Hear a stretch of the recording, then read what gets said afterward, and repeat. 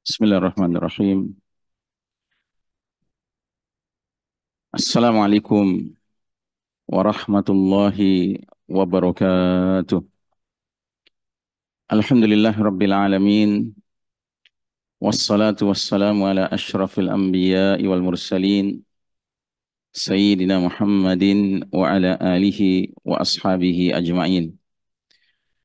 Faqala Allah Ta'ala fi kitabihil karim.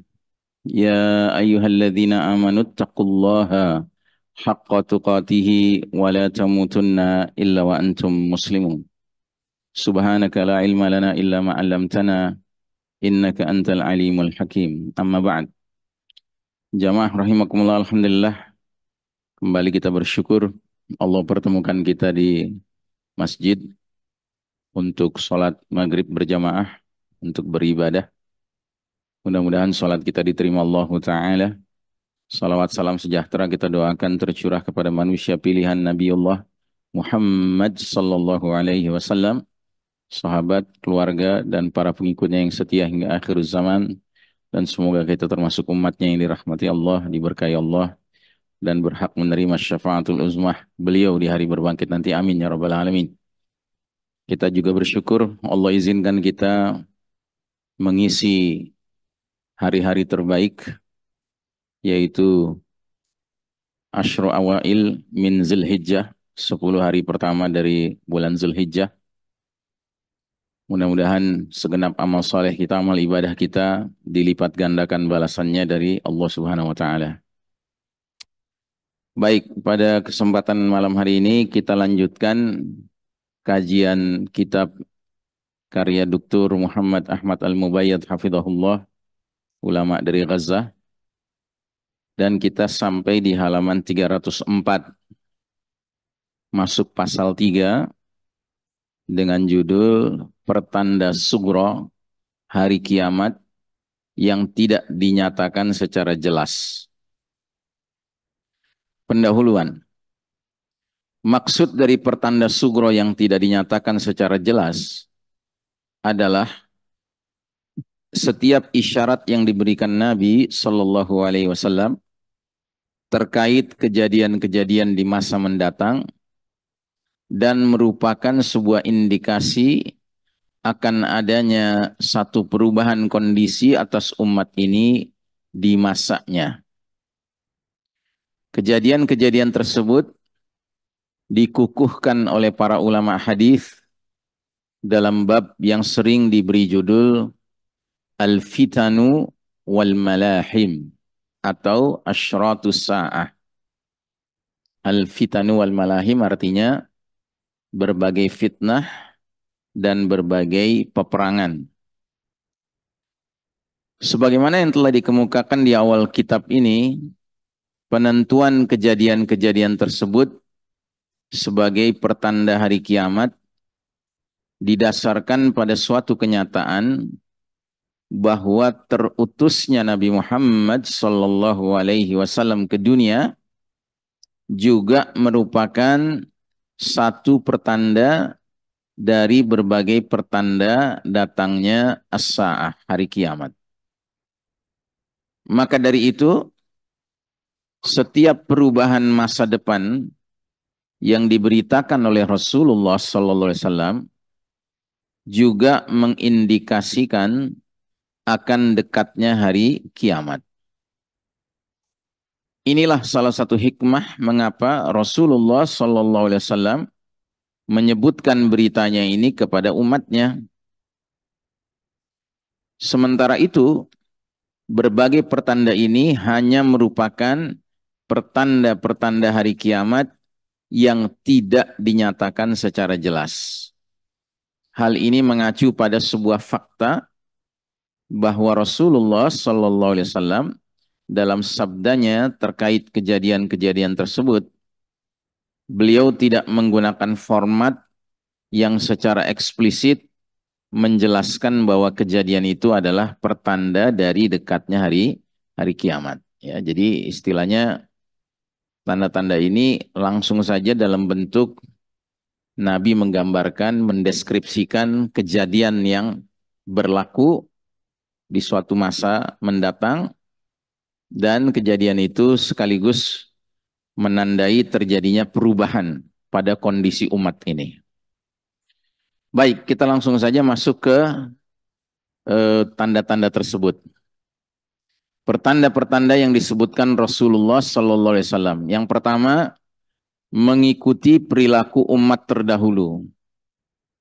Pertanda ini sesuai dengan hadis-hadis Nabi Sallallahu Alaihi Wasallam, mempunyai dua sisi sudut pandang. Yang pertama, mengadopsi sistem Rom atau Romawi dan Persia dalam menjalankan sistem pemerintahan dan tatanan hukum. Kita langsung lihat judulnya dulu ya supaya kelihatan perbedaannya. Sedangkan yang B itu yang 1A, 1B-nya mengadopsi cara-cara beragama dari orang-orang Yahudi dan Nasrani.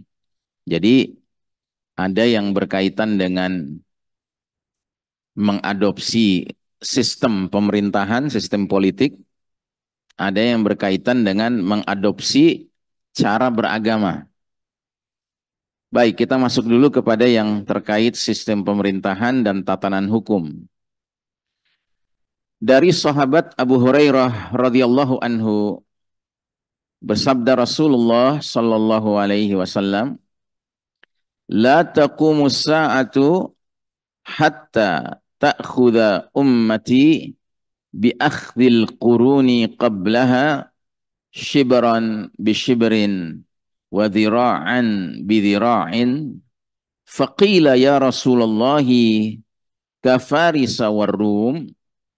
Faqala wa manin nasu illa ulaik. Artinya, hari kiamat tidak akan terjadi sehingga umatku ini mengadopsi sistem pemerintahan umat atau generasi sebelum mereka, sejengkal demi sejengkal, sehasta demi sehasta. Maka ditanyakanlah kepada beliau, "Ya Rasulullah, apakah mereka itu seperti bangsa Persia dan Romawi?" Maka Nabi menjawab, "Iya, siapa lagi manusia itu kalau bukan mereka?" Kosakata asing, ta'khudha ummati. Maksud dari al-akhdhu dalam konteks hadis ini adalah perilaku atau pola hidup. Dalam penggunaan kalimat Arab dapat dicontohkan dengan redaksi berikut, akhadha fulan bi akhdhi fulan. Maksudnya sara bi siratihi, si fulan berperilaku atau mengadopsi perilaku si fulan yang lain. Kemudian kosakata berikutnya yang dijadikan catatan oleh Syekh Mubayyad, al-qurun, bentuk jamak dari qarn, yang artinya segolongan manusia atau umat yang hidup di zaman tertentu. Penjelasan. Hadis di atas menjelaskan bahwa umat Islam akan mengikuti pola hidup yang dianut oleh bangsa Persia dan Romawi. Redaksi hadis yang disabdakan oleh Nabi Shallallahu Alaihi Wasallam mengacu kepada sistem politik dan pemerintahan yang akan diadopsi oleh umat Islam.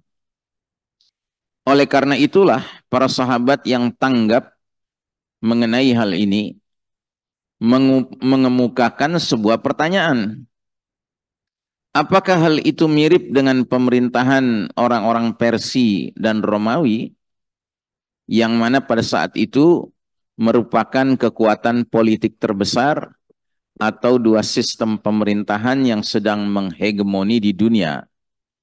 Bahkan pertanyaan inilah yang dibenarkan oleh Rasulullah Sallallahu Alaihi Wasallam.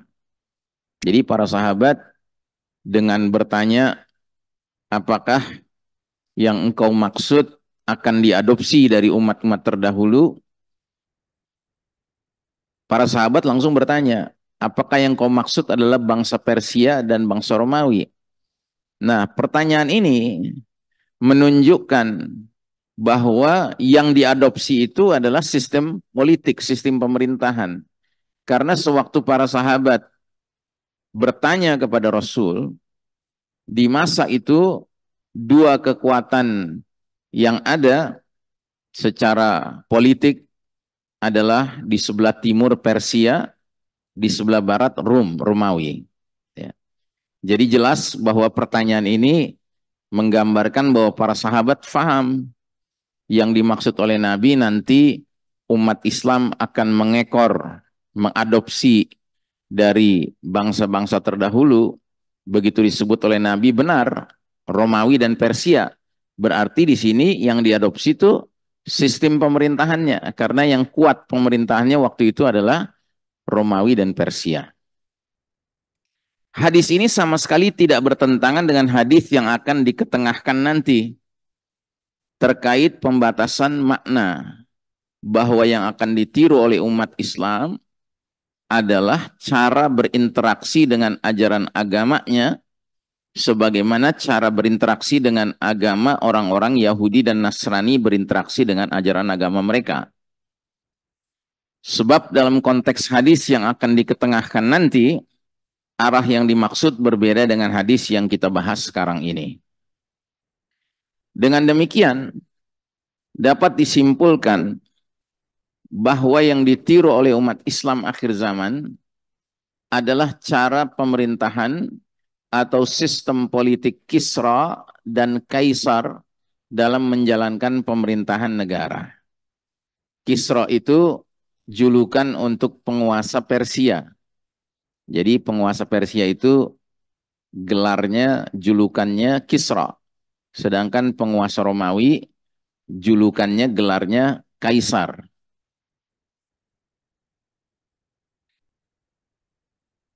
Sedangkan dalam berinteraksi dengan ajaran agamanya, umat Islam akan meniru cara interaksi kaum Yahudi dan Nasrani. Jadi kalau kaitan dengan interaksi umat Islam dengan dinul Islam, ternyata pada suatu titik tertentu umat ini akan mengadopsi cara interaksi dengan agama seperti orang Yahudi dan Nasrani berinteraksi dengan agama mereka. Jadi kalau kaitan dengan pemerintahan, adopsinya dari Persia dan Rum, tapi kalau soal cara beragama, itu adopsinya dari Yahudi dan Nasrani. Baik dalam masalah ajaran pokok atau masalah cabang-cabang dari ajaran pokok tersebut. Redaksi hadis di atas memang mengarah kepada pengertian seperti ini. Hal inilah yang diindikasikan oleh qarinah atau instrumen dalam redaksi hadis tersebut, yaitu setelah memperhatikan perbedaan pertanyaan sahabat dalam dua redaksi yang sama-sama membahas pengadopsian perilaku umat Islam kepada perilaku umat-umat sebelum mereka.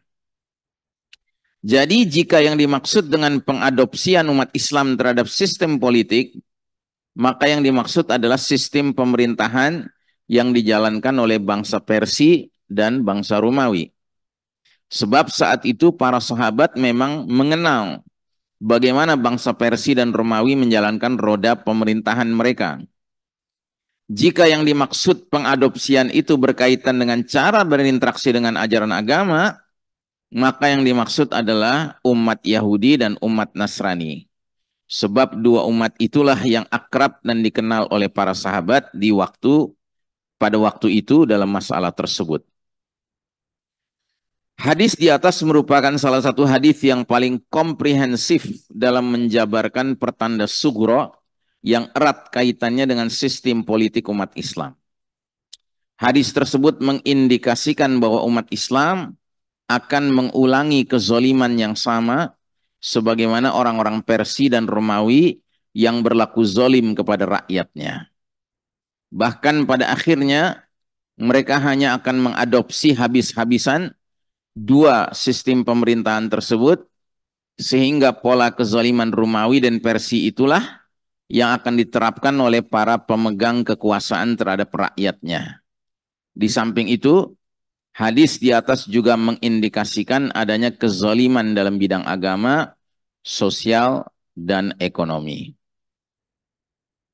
Bagi orang yang mengetahui sistem pemerintahan bangsa Persia dan Romawi, serta berbagai kezaliman dan eksploitasi tanpa batas yang diterapkan oleh kedua bangsa tersebut terhadap rakyatnya, kemudian dia bandingkan dengan hadis Rasulullah SAW tentang berbagai pertanda hari kiamat, terkhusus dari sisi pemerintahan dengan segala eksesnya, kemudian dilanjutkan dengan melakukan komparasi keduanya, membandingkan nasib umat yang telah berlaku sejak Daulah Umayyah sampai sekarang ini, niscaya dia akan dapatkan kesesuaian dengan apa yang telah diberitakan Rasulullah SAW dalam hadisnya. Nah, yang menariknya, Syekh Mubayyad mengkaitkan perubahan adopsi ini, umat Islam mengadopsi sistem pemerintahan dari umat terdahulu, dan dalam hal ini adalah Persia dan Romawi. Menariknya, Syekh Mubayyad mengatakan, jika membandingkannya dengan nasib umat Islam yang telah berlaku sejak Daulah Umayyah. Nah, ini yang menarik, ya. Jadi kalau kita ingat hadis periodisasi, kan hadis periodisasi itu ada 5 periode. Pertama, dan ini hadis periodisasi ini berkaitan erat dengan sistem pemerintahan. Kata Nabi, periode pertama itu disebut dengan periode An-Nubuwah, periode kenabian. Dan sudah barang tentu periode kenabian adalah periode sistem pemerintahan yang terbaik, karena yang langsung memimpin Nabi Muhammad SAW, sekalipun cuma berlangsung 23 tahun. Kemudian periode kedua, periode khilafatun ala minhajin nubuwah, kekhalifahan yang mengikuti metode kenabian. Ini ditandai dengan munculnya para khulafa ar-rasyidin, para khalifah-khalifah yang terbimbing oleh Allah Ta'ala. Merekalah sahabat-sahabat mulia yang semuanya masuk dalam kategori mubasysyirin bil jannah, telah dikabarkan berita gembira akan menjadi penghuni surga, yaitu Abu Bakar Siddiq, Umar bin Khattab, Utsman bin Affan, Ali bin Abi Thalib, bahkan termasuk Hasan bin Ali, karena Hasan ini juga termasuk dikabarkan akan menjadi penghuni surga. Nah, ini adalah periode kedua sistem pemerintahan yang juga baik sesudah sistem pemerintahan kenabian berlalu. Karenanya ada hadis di mana Nabi mengatakan, alaikum bisunnati wa sunnatil khulafa ar-rasyidin al-mahdiyyin min ba'di. Addu alaihim bin nawajid. Yang artinya, ikutilah sunnah-sunnahku, kata Nabi, dan sunnah para khalifah-khalifah yang terbimbing, yang mendapat petunjuk dari Allah Ta'ala. Gigitlah sunnah-sunnah kami ini dengan gigi geraham kalian. Jadi ketika kita berbicara sistem pemerintahan, di periode pertama itu masih murni, di periode kedua pun masih murni khulafa ar-rasyidin, sekalipun terjadi konflik-konflik internal, ya. Tapi secara sistem pemerintahan, Masya Allah, masih luar biasa. Makanya disebut oleh Nabi ala minhajin nubuwah, mengikuti manhaj kenabian. Namun begitu masuk pemerintahan, sistem pemerintahan periode ketiga, Nabi menggunakan istilah mulkan adon. Muncullah raja-raja yang menggigit. Dan periode mulkan adon ini dalam catatan sejarah dimulai sejak kapan? Sejak munculnya Daulah Bani Umayyah. Nah, persis seperti yang dikatakan oleh Syekh Mubayyad ini. Dan memang Daulah Bani Umayyah adalah sebuah sistem pemerintahan yang di satu sisi ada kebaikannya. Apa kebaikannya? Kebaikannya adalah masih tetap menyatakan bahwa Kitabullah was sunnah merupakan sumber hukum, sumber nilai, sumber norma. Cuma sayang, pola suksesinya sudah mulai meniru gaya Romawi dan Persia, yaitu pola kerajaan. Seorang khalifah ketika memimpin bahkan sudah menentukan siapa putra mahkotanya, ya. Jadi jelas ini sistem kerajaan, kan. Sementara pergantian dari Abu Bakar ke Umar, Umar ke Utsman, Utsman ke Ali, ya, ini semua berjalan berdasarkan musyawarah. Kecuali ada perdebatan tentang berpindahnya kekuasaan dari Abu Bakar ke Umar. Ada yang mengatakan Abu Bakar sudah menunjuk Umar, tapi ada yang mengatakan diserahkan kepada 6 orang sahabat sebagai ahlul halli wal aqd, majelis syura. Dan mereka menetapkan Umar sebagai pengganti Abu Bakar. Jadi Abu Bakar bukan ayahnya Umar, Umar bukan ayahnya Utsman, Utsman bukan ayahnya Ali. Ali memang ayahnya Hasan, tetapi Hasan bin Ali menggantikan Ali bukan karena Ali sudah menunjuk, tidak. Tetapi karena ahlul halli wal aqd yang masih hidup waktu itu bersepakat orang yang paling pantas menggantikan Ali sebagai khalifah adalah Hasan. Sekalipun Hasan itu anaknya Ali, tetapi bukan karena anaknya Ali dia diangkat jadi khalifah.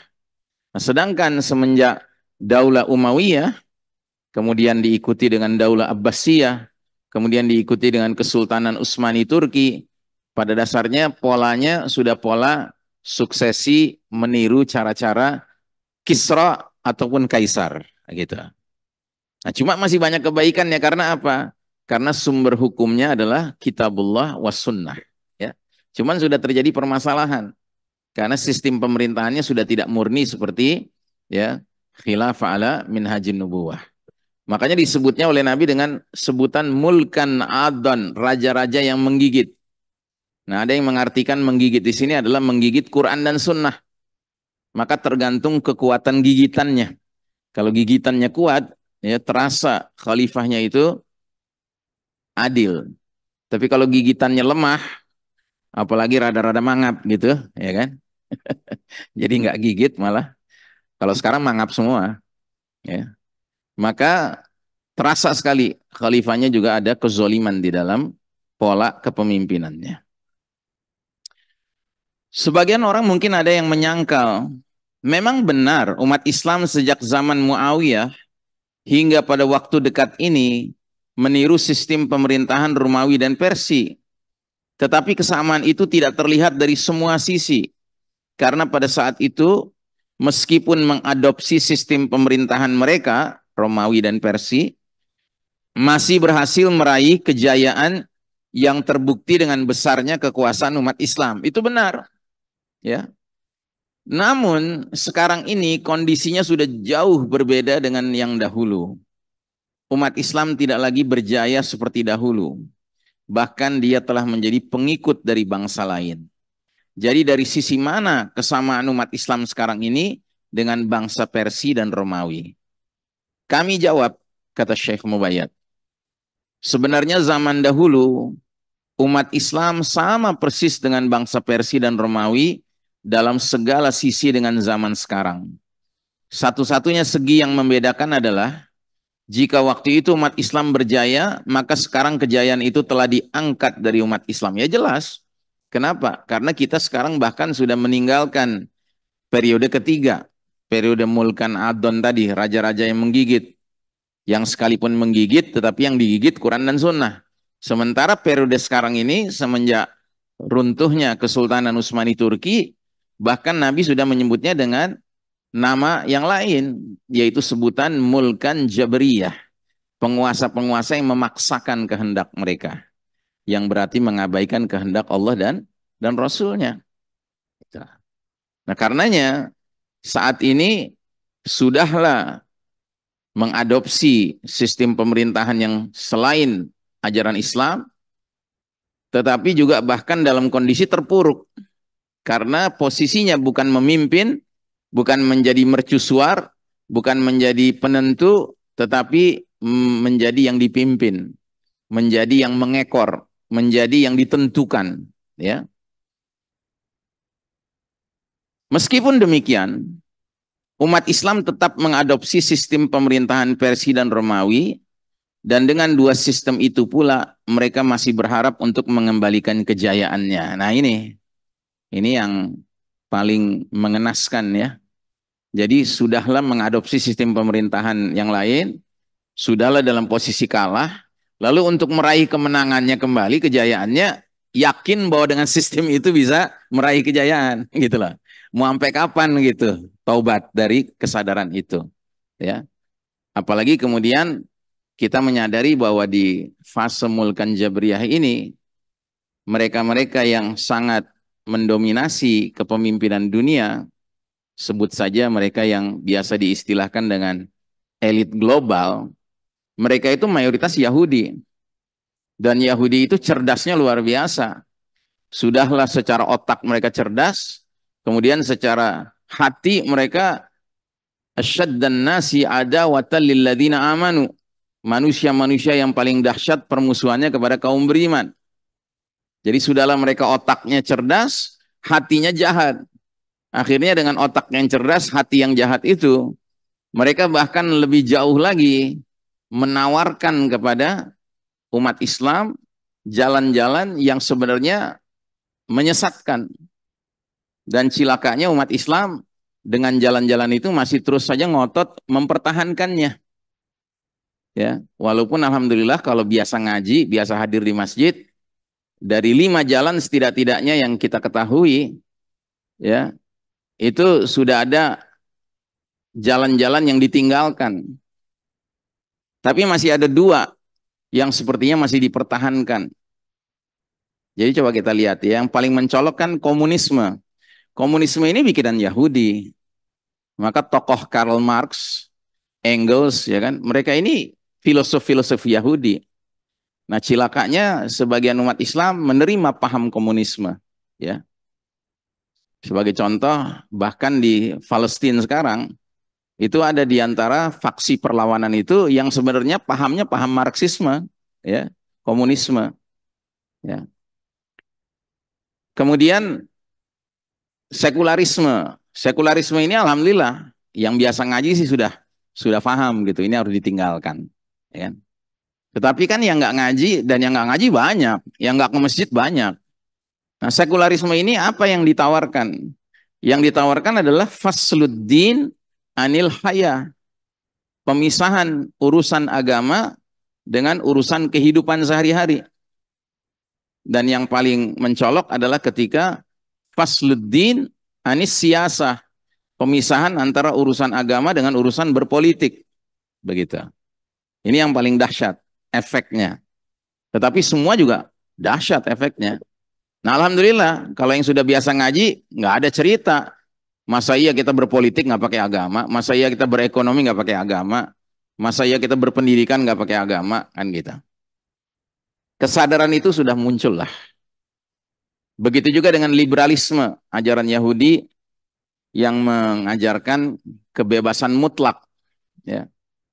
Mungkin di kalangan remaja-remaja kita yang nggak ngaji, yang sudah sekuler gitu ya, ini faham ini dahsyat sekali, sudah menjadi apa namanya menghasilkan korban-korban yang sangat mengerikan ya.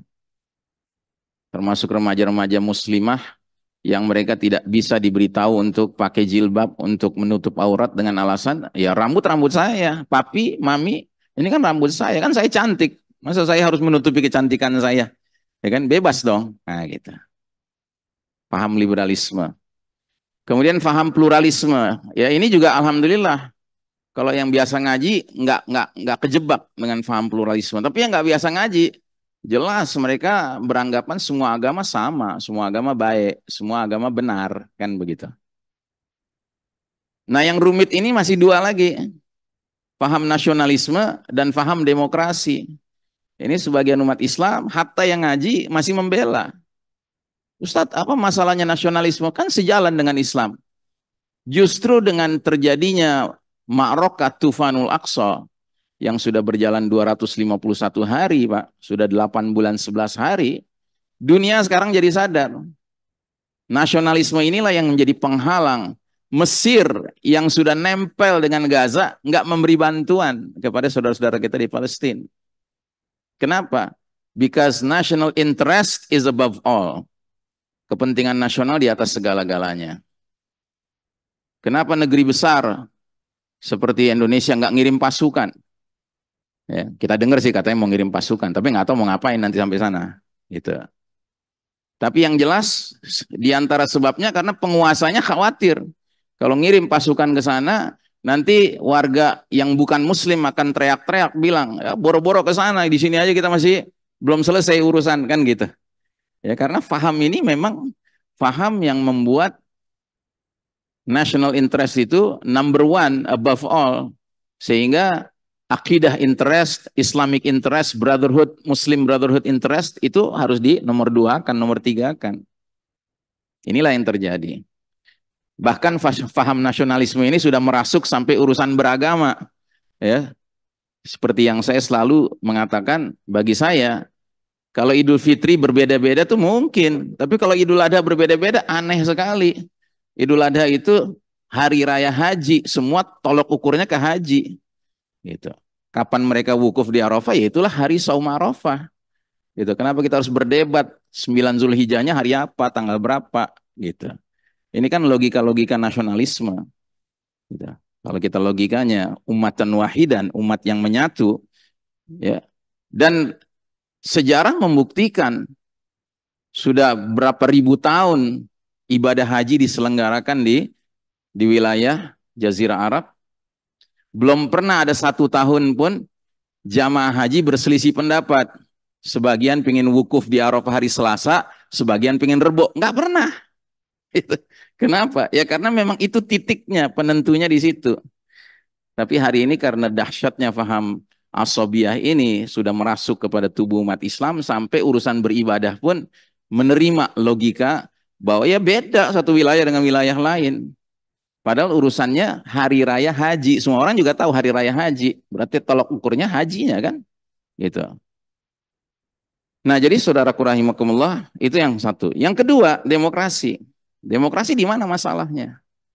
Masalah demokrasi sesuai dengan namanya. Berasal dari bahasa Latin, demos dan kratus. Demos itu rakyat. Kratus itu kekuasaan, kedaulatan. Kedaulatan di tangan rakyat. Apakah ada ayat Al-Quran yang menyatakan kedaulatan di tangan rakyat? Enggak ada. Apa ada hadis Nabi yang menyatakan kedaulatan di tangan rakyat? Enggak ada. Bahkan bertaburan ayat yang menyatakan bahwa kedaulatan itu di tangan Allah Rabbul Alamin. Lillahi mulkus samawati wal ard, milik Allah lah segenap kerajaan di langit dan di bumi.